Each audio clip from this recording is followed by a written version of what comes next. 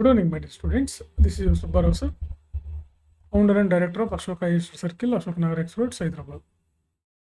So civil services optional Telugu లిటరేచర్పై రేపు రాబోయే సండే సెప్టెంబర్ 22 ఆదివారం ఉదయం 10 గంటలకు ఒక ఫ్రీ డెమో క్లాస్ కండక్ట్ చేయడం జరుగుతుంది. అందరూ ఆహ్వానితులే, అందరూ ఇది ఫ్రీ ఎంట్రీ ఉంటుంది. Ashoka IAS circle, Ashok Nagar experts, Hyderabad. Ashok Nagar signal దగ్గర ఫ్లైఓవర్ పిల్లర్ నెంబర్ 24 ఎదురుగా ఉంటుంది. పిల్లర్ నెంబర్ 24 ఎదురుగా ఫస్ట్ ఫ్లోర్లో అశోక ఐఏఎస్ సర్కిల్ ఉంటుందన్నమాట. సో కాబట్టి ఈ తెలుగు లిటరేచర్తో ఈజీగా మనం సివిల్ సర్వీసెస్ క్రాక్ చేయొచ్చు. The best optional only Telugu medium వాళ్ళకే కాదు, ఇంగ్లీష్ మీడియం వాళ్ళకి కూడా ది బెస్ట్ ఆప్షనల్ ఇది. ఒకప్పుడు దీని హవా అంతా ఇంత కాదు. ఒకప్పుడు తెలుగు సాహిత్యానికి స్వర్ణయుగం ఇప్పటికీ ఉంది. మీరు చూసిన చాలామంది థర్డ్ ర్యాంక్ వచ్చినటువంటి గోపాలకృష్ణ కూడా తెలుగు లిటరేచర్తోనే ఆయన థర్డ్ ర్యాంక్ సాధించడం జరిగింది. సో కాబట్టి ఇది ద బెస్ట్ ఆప్షన్లో తెలుగు లిటరేచర్. ఇది గ్రాంధికం కాదు, సంస్కృతం కాదు. ఇది కేవలం మామూలు వాడుక భాష, వ్యవహారిక భాషలోనే మనం రాయాలి. ఇది మీరు ఇంటరు, డిగ్రీ లేదంటే పీజీల్లో ఉండే గ్రాంధిక భాష అదేమీ ఉండదు ఇందులో. మీరు దాని గురించి భయపడాల్సిన అవసరం ఏం లేదు. క్వశ్చన్ టు ఆన్సర్ మేము ఏదైతే ఒక మెటీరియల్ ఇస్తాం ఆ మెటీరియల్ చదువుకున్నా సరిపోతుంది. క్లాసెస్ విని చాలా ఈజియెస్ట్ ఆప్షనల్. పేపర్ తెలుగులో ఉంటుంది, ఎవరైనా రాయొచ్చు.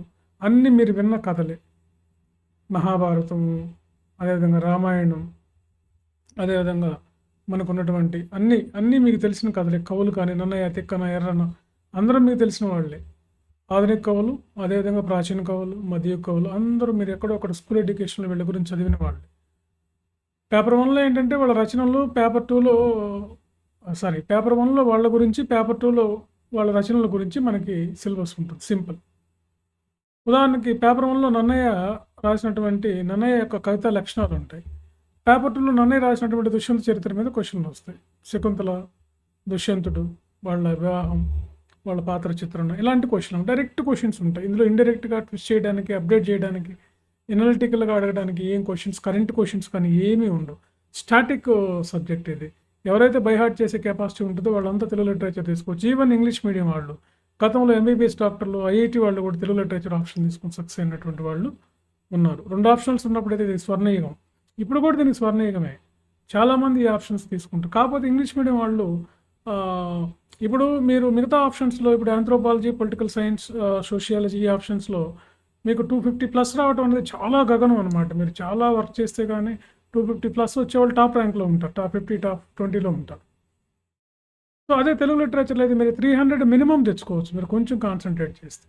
కాబట్టి సో సెప్టెంబర్ 22 ఆదివారం ఈ సబ్జెక్టుకు సంబంధించినటువంటి కొన్ని మెలకువలు, ఎందుకు ఈ ఆప్షన్లు ఎంపిక చేసుకోవాలి, ఇలాంటి అంశాల మీద మేము ఫోకస్ చేయడం జరుగుతుంది. సో ఈ క్లాసెస్కి మీరు అటెండ్ అవ్వచ్చు ఫ్రీగా 10 o'clockకి. ఓకే, ఇంకా మీ ఫ్రెండ్స్కి వాళ్ళకి కూడా తెలియజేయండి.